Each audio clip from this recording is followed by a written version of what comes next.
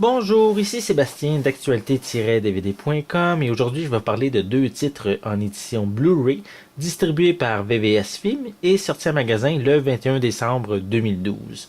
Le premier est le suspense Arbitrage de Nicolas Jarecki avec Richard Gere, Susan Sarandon, Tim Roth et Britt Marling. L'histoire raconte celle d'un magnat de la finance qui tente de toutes les façons possibles de compléter la vente de son empire et qui commet une erreur qui le forcera à demander l'aide singulière d'un inconnu. Un film qui se déroule dans le monde de la finance, on pourrait peut-être dire dans le style du film Wall Street. Je vais vous montrer l'intérieur de la pochette. Voici le disque. Et c'est comme on pouvait remarquer, c'est une pochette réversible. Et l'arrière de la pochette. Voilà.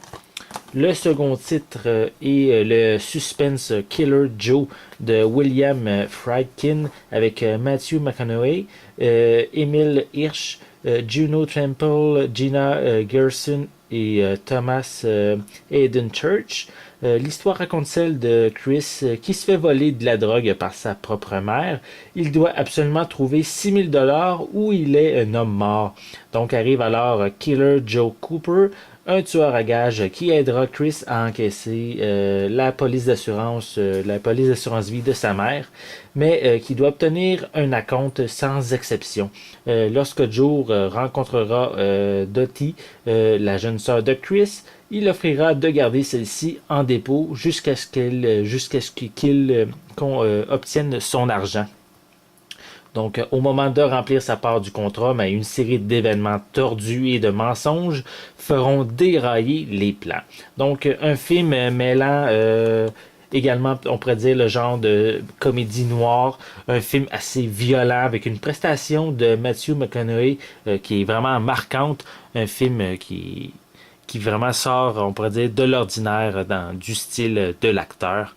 Donc, je vous conseille de voir ce film-ci. Je vais vous montrer l'intérieur. Ça aussi, il y a une pochette réversible et le disque en Blu-ray. Donc, une critique détaillée de chacun de ces titres va être disponible prochainement. Donc, je vous invite à visiter mon site actualité-dvd.com. C'était Sébastien. Merci et bon visionnement.